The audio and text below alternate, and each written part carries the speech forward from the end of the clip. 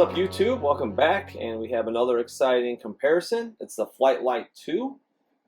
Some say aqua, but it's actually from the box. It says teal. Here's the original box, and I like to call them the plums too. So this is a size 12, and it's the black and teal and red plum, made in Taiwan. So that's the OG, and too bad again, like the last comparison I did with the white and black, they did not do the OG style box. We did the standard Nike box. It's black on black with cyber teal, and it doesn't say anything about plum, but it's definitely there. Different shades. So we'll get into details soon. But overall, the retro, it's nicer. It's nicer than the white and black. The leather on those were not very good. If you guys see my review, the material-wise, it's a little different. It's more the new book that's very attractive to fuzz and dust that you've probably had pairs over the years do. When you have the Durabuck like this, it doesn't really collect the dust and dirt as much. It is nice that they did the white lines, but overall a little nicer retro. Still so many flaws and issues with overall shape and all that stuff we'll dip into very soon. And that's what we'll be doing next, is going right into the comparison. Alright, so the first notice, definitely the toe box. Sleeker, more dynamic, still got that weird shape on the retro, like I did in my previous video. But they're pretty decent. It's nice that you can see somewhat of a white edge, but when you compare it to the OG, you can really see the edges on the Durabuck pop a lot more than they do on this new buck per se. The holes, the perforations kind of lay out differently on here. This is a little wider on where the laces go. This is a little more, it's not as wide. So lighter color, could be oxidized over time. They are from 1992, production 91. So that could do with the teal difference a little bit. This does look good though. I like the way it looks. Tongues are pretty close. It's I'm not going to tug on the OG too much because that Durabuck is fragile and it will crack. We can see the texture is just a little different if you get in really close to the tongues. You can see it's just the hue is different, like kind of matches where the laces, the eyelids go. So pretty much the same height, you could say. I know these are a little taller, but when we did the white and black, they were pretty much dead on in height. But this is a size 12, so let's remember to scale up just a little bit. So no issues there. And the bubbles you can see on the ankle padding is definitely a little more defined, even from the front end view on the original.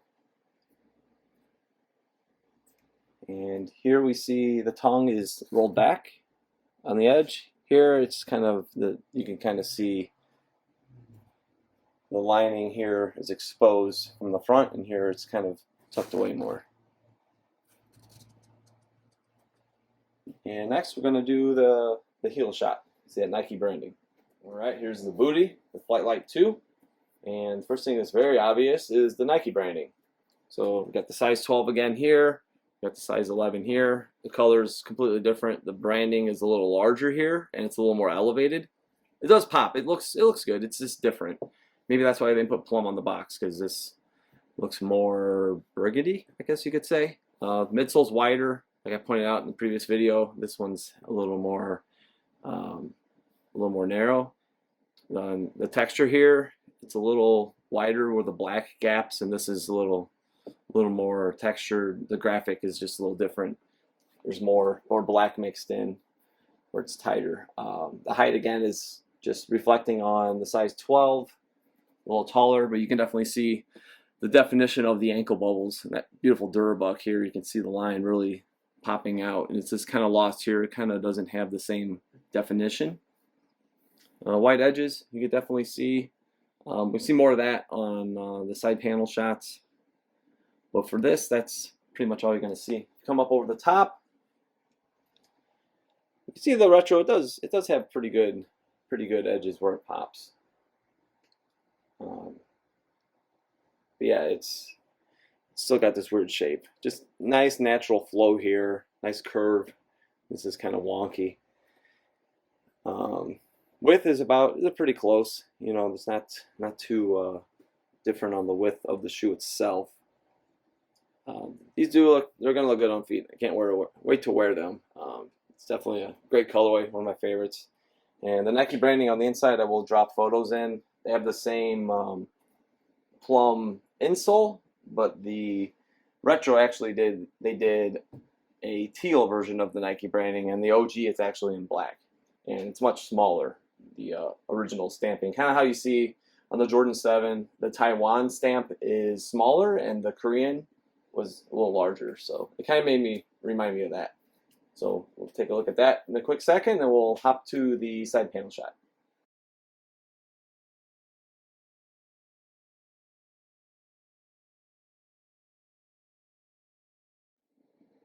All right, let's look toe to toe. The undefeated, 1,000,000 to 0, the original. Nice sleek toe box, and we see this is more elongated. This is kind of cut weird. It just has a different shape to it. It's nice that we see the white edges, but again, they pop more here. If you actually look to the swoosh, it doesn't really have the accent that this does.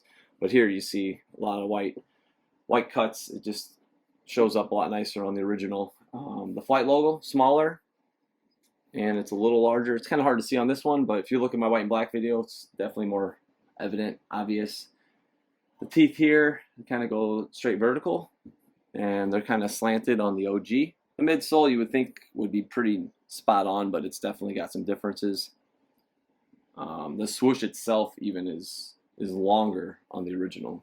Just gives it more dynamic flair. You can see here, there's like, it just gets kind of lost, you know. When you come in close here, you can really see the lines cut, the definition, the true beauty of black Durabuck and white edges cut around. That just made me love all these early 90s, you know, Nikes and Jordans. Are just really amazing. This is cool to see this again for sure, but there's definitely plenty of room for improvement. But I do love them. I'm very excited to wear them.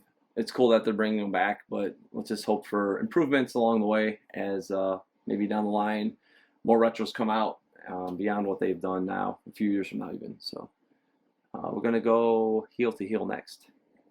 All right, now we're going heel to heel. Again, it's size 12 on the left on the OG. They are made, like I said earlier, in Taiwan. I will drop photos also of the tongue tags on each. I'm not going to pull on the Durabuck because it's kind of fragile. I don't want it cracking anymore. On one tongue is like perfect. The others got little hairline cracks. So we got to preserve. I know we got to share, but we got to preserve as well. This is a little more defined. I believe the black and white, I might have pointed that out as well. It gets kind of lost here. It's a little wider too on that accent of the midsole once you got them really close together. And yeah, the black's kind of hard to see, but the F is the Flight logo. Shout out to Drake Ramberg. It is a little larger on the OG. Again, you can see, you know, the lines, everything's cut just a little differently. The definition when you go heel to heel.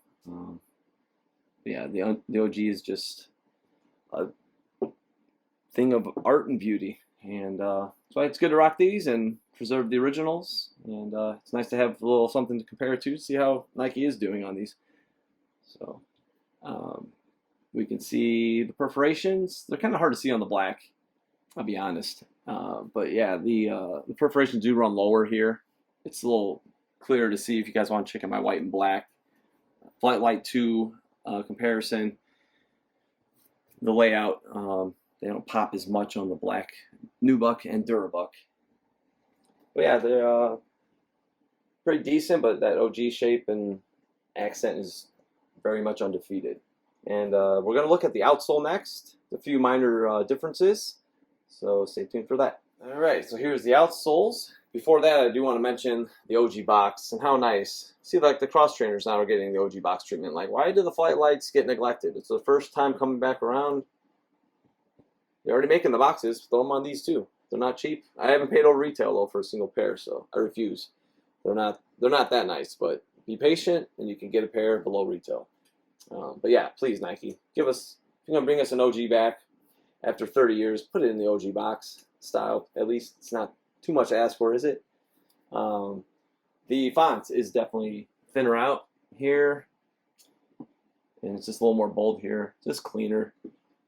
Pretty much, you know, these midsoles match up, or the outsoles, I'm sorry, match up pretty well. The shade, you know, just from oxidation a little bit and age could be a little difference like we've seen. But yeah, so the original, it's very, very straight, very flat, flush. And if you kind of get an angle here, you can see the shoe, it's flat, and then it's flat here, but it kind of indents almost, like it's got this weird shape to it on the midsole. Like right here, you can see it kind of dips in, where the OG is pretty straight, flush throughout. Level, that's the word I'm looking for, level. And this one, it's kind of straight, and then it kind of has this weird dip, which I don't quite understand what's going on. But just the molding, you know, it's simple as how they're actually making these midsoles. Doesn't really quite make sense, but it's minor, but it's just kind of strange. I've noticed with like the Air Jordan 11 now, it's really flat, and how it doesn't have the natural curve to the foot. I think, you know, for me, like I have back issues, and like when you look at shoes and you're like, why is it formed this way? And maybe they're not as comfortable. Maybe this is the reason, because I kept hearing how comfortable the Flight Lites are, and I've been wearing the white and black ones, and the leather, for one, is stiff as hell. It's just not very good. Reminds me of the 2012 white cements I sold off, but not as bad. Those were terrible. But you know, just it's all about comfort too, you know. So you want something that's fitted, formed to your foot, and you know that's what we want. So it doesn't really make sense for when you're walking to have something that's kind of oddly shaped. So we're going to recap after this. All right, so that's going to wrap it up for today. We have the Nike Air Flight Lite 2 with plum and teal or aqua. The original on the left, size 12 from 1992, and the new retro. So hope you guys enjoyed this video. You can subscribe and follow me on Instagram at OG or Bust, and we'll see you next time.